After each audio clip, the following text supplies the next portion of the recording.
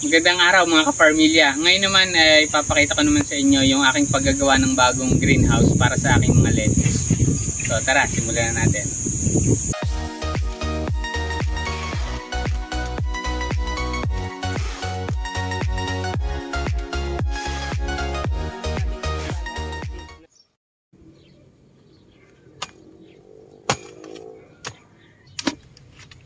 So ito na, una kong ginagawa naghuhukay muna ako ng pagtatayuan ng mga poste ng ating greenhouse. Dahil kawayan lang yung ating gagamitin, so rekta ko nang ibinabaon sa lupa yung ating kawayan. Dahil hindi naman talaga tayo karpentero, talagang uwido lang kumbaga yung ating puhunan sa paggagawa nito. So hindi natin maasahan talaga yung sobrang ganda ng pagkakagawa ng greenhouse. Ang mahalaga medyo matibay at tatagal sa hampas ng hangin kung sakali.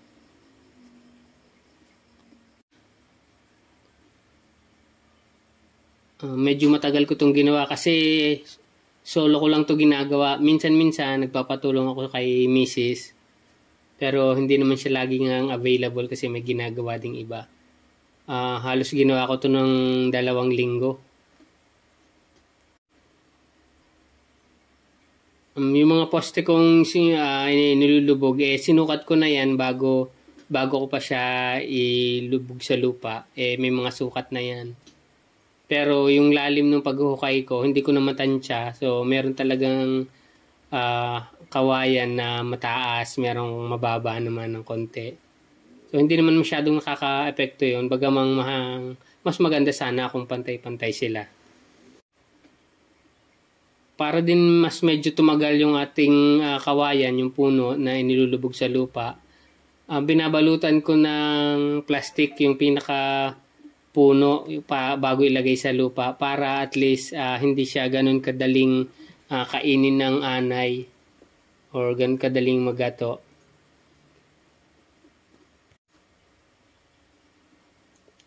Matapos kong ilagay yung mga haligi, tapos ko siyang may baon lahat, sunod ko namang inilalagay ay yun namang yung pahalang na kawayan sa taas kung saan ipapatong natin yung kawayan na pabalagbag nating ilalagay. Yung para hindi lumundo yung plastic natin na bubong kapag iniligay na natin.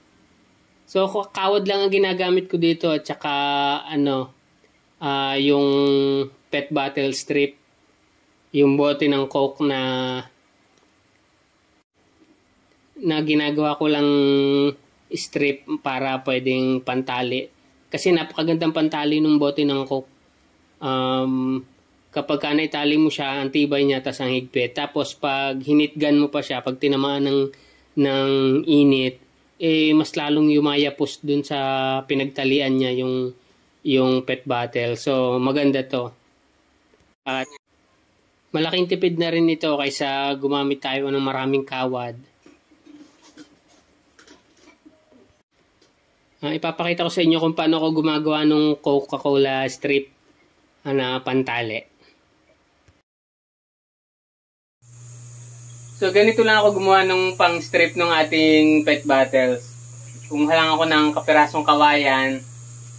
Ito. Tapos nilagari ko lang siya dito sa gitna. Yan, nilagari ko lang siya dito. Tapos ng mga 1.5 inches o 2 inches siguro yung haba, nilagari ko naman siya ng patagilid, pa-cross. Dito ko naman siya nilagari. Yan, dyan. Ganun.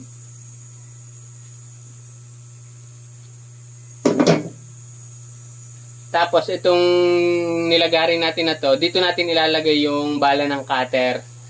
Ito, meron ako ditong piraso ng bala ng cutter.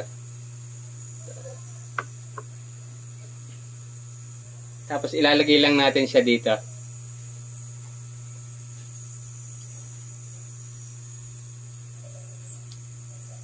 Yun.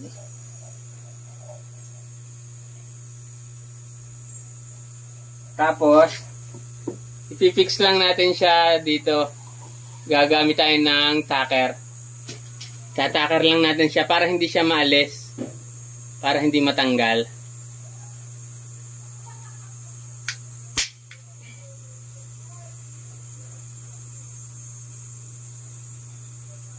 Yun o.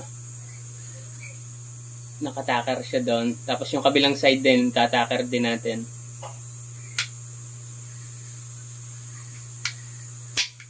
Yun. So yun, nakatacker na.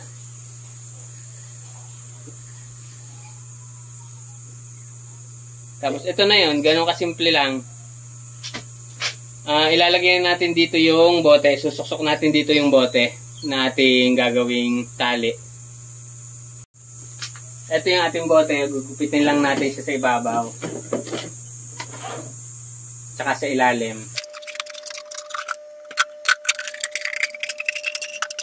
Ito yung kailangan natin. Tapos, lalagay lang natin siya doon sa ating ginawa na pang strip. So ito yung ating ginawa, pinix ko na siya dito para hindi mahirap hawakan. So ilalagay lang siya natin dito.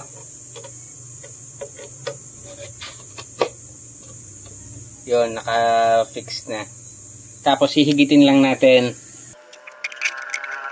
Makikita ninyo sa ilalim yun, no, may nalabas na yung kanyang strip. So hihilahin lang natin siya.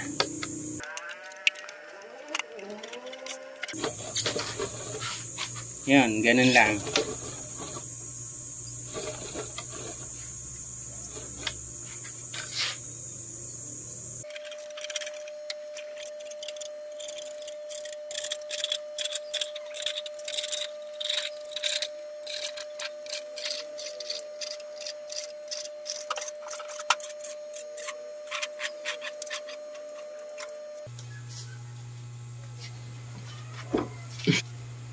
So, ganun lang kasimple gumawa ng pantali mula sa bote ng Coke.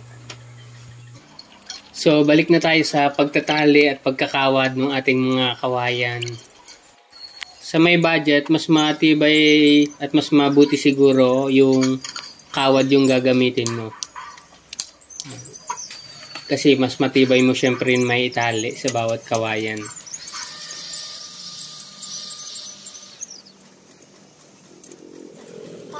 Matapos natin talian bawat kawayan, bawat dugsungan. So, ito naman, lalagay naman natin yung UV plastic na bubong. Ito yung isa sa napakahirap gawin kasi nung kinakabit namin to, natatimingan kami ng hangin.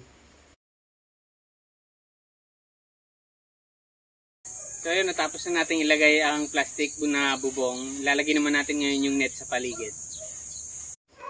Tacker lang din ang gamit ko sa pagkakabit ng mga net sa paligid, tsaka yung net sa itaas, yung shade net. Tacker lang din ang gamit ko dyan. So yan. Napakatibay din naman yung pangkapit dun sa kawayan natin. Subok na rin yan. So, at napakadali pa. Kasi kung itatali mo pa isa-isa, ganun din naman yung epekto. Ganun din yung tibay niya.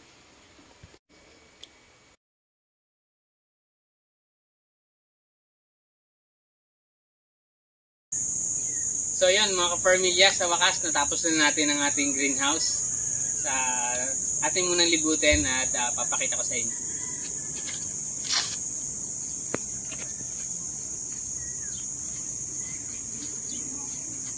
Yan, dahil yung katatapos lang, hindi pa masyadong malinis.